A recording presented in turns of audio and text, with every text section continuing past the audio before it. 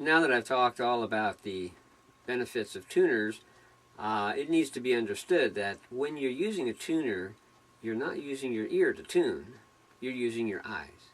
You're watching that needle or those lights and just basically doing what they say.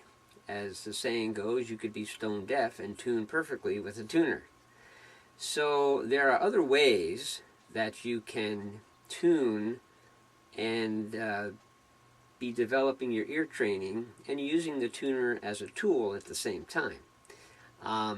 One of the best ways is to tune to a piano. If you have a piano available, I wouldn't recommend buying a piano just to tune your guitar, but you could use the corresponding notes on the piano, E, A, D, G, B, and E, to match the tones of the guitar. And then you are using your ear to match the sound of the string to the sound of the piano key.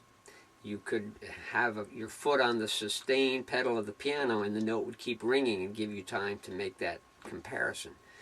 Now, I mentioned something about absolute pitch earlier, or perfect pitch. Now, this is a very unique and rare attribute that people have where they can actually identify a sound just by hearing it and be perfectly accurate. Now, the saying or the statistic is that there are maybe 1 in 10,000 Americans that have this ability. Even in the best music schools, it's estimated to be about 1 in 300. But what we're talking about is the ability to compare one pitch to another. And again, when I use the word pitch, I'm talking about the highness or lowness of that sound.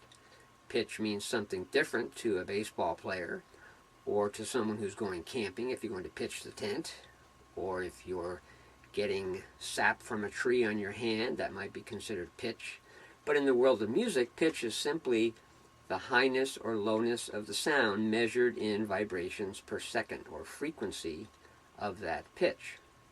Now, the tuner could be used to tune the low E string perfectly to the tuner, and that would be at a frequency of 82 hertz, or 82 vibrations per second.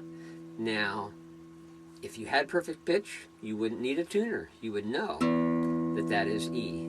But the tuner will tell you when that's perfectly tuned to E.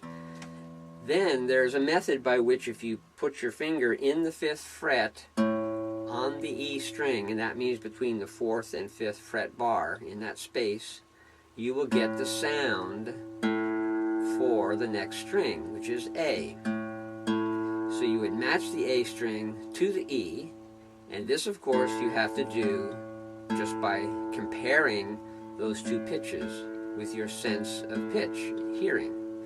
Once the A string is tuned properly, you would go to the 5th fret on the A string, you'd get the sound for the D, and then if you go to D,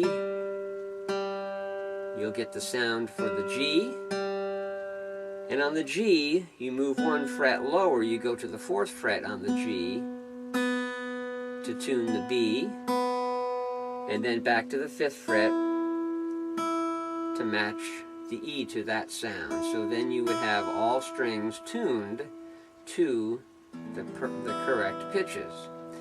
Now that diagram, or that system, would look like this. I'm going to zoom in on this a little bit here, and you will see that you have that pattern across the fingerboard. The 5th fret on low E matches the sound of the A, then the 5th fret on the A matches D, then 5th fret of D matches G, 4th fret of G matches B, and then back to the 5th fret on B to get the sound of the E string. Once you have done this, then you turn on your tuner and use it to check yourself and see how well you did. Then you'll be using the tuner as a tool and not as a crutch.